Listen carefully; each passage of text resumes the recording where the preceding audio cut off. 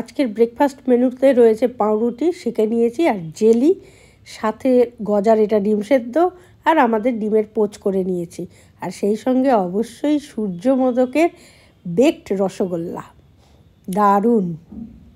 Good morning, Kolkata ক্যানভাসে তোমাদের সকলকে স্বাগত জানাই একটা নতুন ব্লগে। তো আজকের ওয়েদারটা কিন্তু খুব রোদও নয় আবার মেঘলাও নয়। আমি জানো তো কালকে তাই বলছিলাম যে এরকম যদি ওয়েদার থাকে খুব ভালো হয়, যে খুব গরমও নয় খুব ঠান্ডাও নয়, এরকম ওয়েদার থাকলে ঠিক। কিন্তু সেটা তো থাকে না, আলোটা জ্বালতে হবে। আলোটা না জ্বাললে ঘরটা একটু অন্ধকার লাগে ক্যামেরাতে। তো যাই হোক, যেটা বলছিলাম যে এরকম ওয়েদারটা থাকলে সবসময় ঠিক থাকে, যে নাতিশীতোষ্ণ যেটাকে বলে, না ঠান্ডা না গরম। কিন্তু সেটা তো আমাদের সবসময় হবে না। গরমকাল শুরু হয়ে গেছে মানে জমিয়ে গরম পড়বে।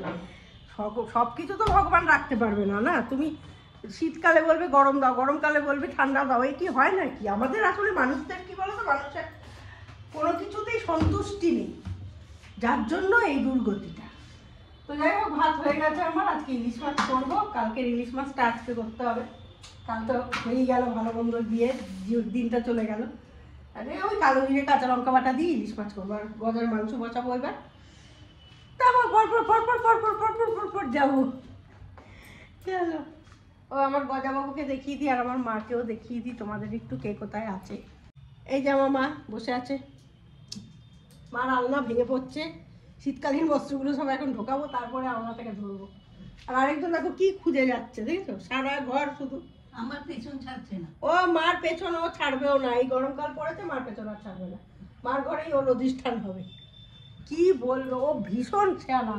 শীতকালে যাবে আমার ঘরে, ওই ঘরটা একটু গরম গরম, আর এই গরমকাল যেই পড়বে মার ঘরে চলে আসবে। আর কিছুতে তুমি শতটাকেও আবার কি যাবে। ওই ওকে না রাত্রেবেলা আমি একটুখানি বিস্কুট দিই, ট্রিট বিস্কুট, সেইটা খেতে দৌড়োয়।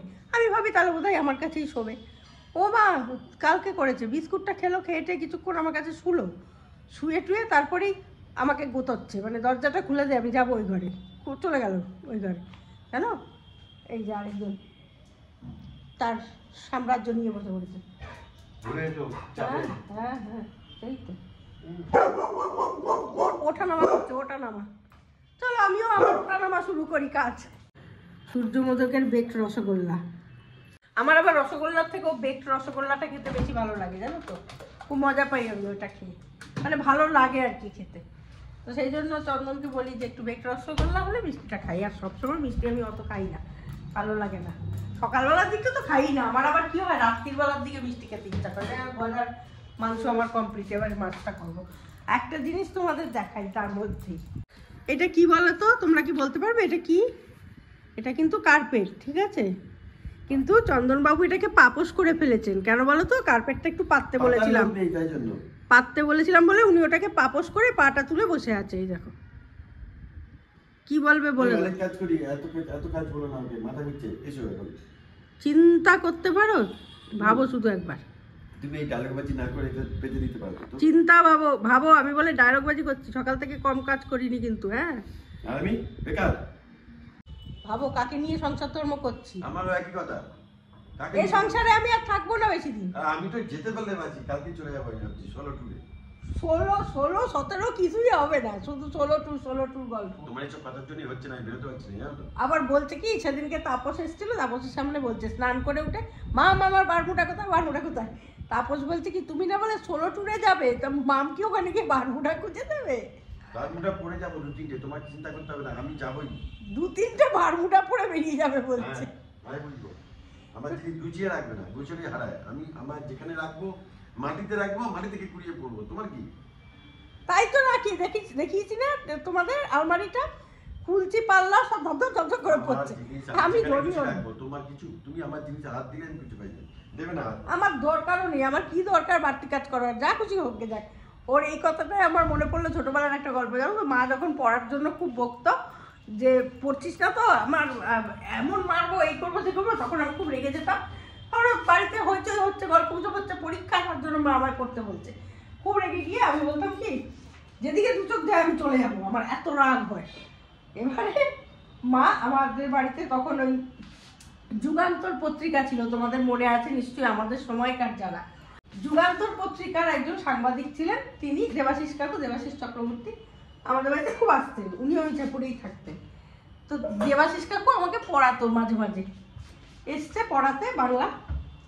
তখন মা বলছে, জানো দেবাশিস দুঃখ করে আমি একটু বকলেই আমাকে এই কথা বলে যে যেদিকে দু চোখ যায় চলে যাবো, চিন্তা করতে পারো আমি কি একটু ওকে বকতেও পারবো না।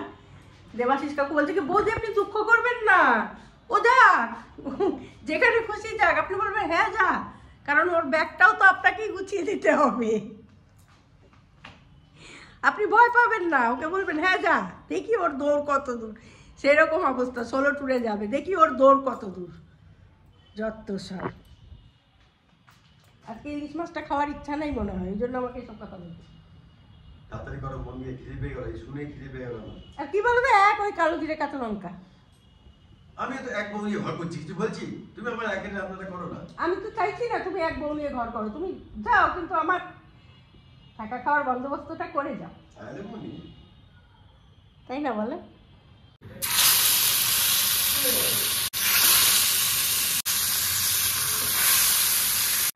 মাছটা ভেজে ফেললাম, কারণ আমি ওই মায়ের জন্য একটু মাছ দিলাম, পাঠালাম দুটো মাছ ভাজা। মা একটু মাছ ভাজাই খান, মানে আমার শাশুড়ি মা ভালোবাসেন তো, একটু কড়া করে ভেজে তেল দিয়ে পাঠিয়ে দিলাম, চন্দন দিয়ে আসতে গেছে। তাই জন্য আমাদের মাছটাও আমরা ভেজে নিলাম আমি একবারে। এবারে এসে ঝোলটা করবো, বেশিক্ষণ তো লাগবে না ঝোল করতে। আর এখানে এই যে ভর্তা করবো বলে লেজটাও ভেজে রেখেছি, এসে ভর্তাটা মাখবো, আর কিছুই না। তো এবার আমি স্নানে যাব, স্নান করে ঠাকুরটা দিয়ে টিয়ে এসে তারপরে বাদ বাকি কাজ করব।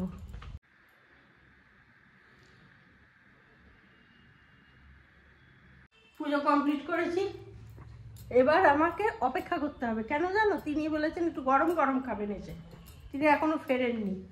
আমি মাছগুলো সব ভেজে রেখে দিয়ে গেছি, এবার একটু ইয়েটা আসুক, আসার অপেক্ষা করি। কিন্তু আমার জোর খিদে পেয়েছে জানো তো, পুজো দিতে দিতে এত খিদে পেয়ে গেছে না, আর পাচ্ছি না। একটু রসগোল্লাটা খাই, সকালেরটা খাইনি আমি ওরকম খাই না, মানে একসাথে আমি খেতে পারি না, তো যেগুলো সকালে মিষ্টিটা আমি খাই না, পরেই খাই।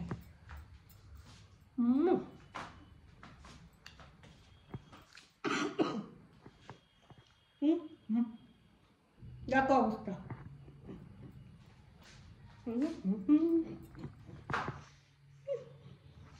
চোখ পিট পিট করে আবার।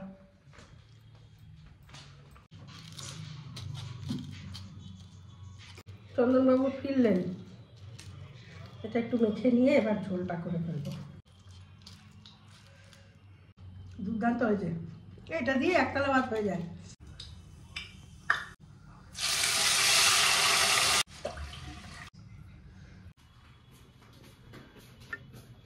খাওয়া দাওয়া ওদের কমপ্লিট, রান্না বান্না তো কমপ্লিটই। এবার আমার খাওয়ার পালা। এখানে রয়েছে ভর্তা, লেজ ভর্তা। লেজ ভর্তাটা কিন্তু দারুণ হয়েছে, টেস্ট করেই তো বললাম। আর এইটা হচ্ছে মাছের পাতলা ঝোল, এই যে একদম পাতলা ঝোল, কালো জিরে কাঁচা লঙ্কা ফোড়ন দিয়ে।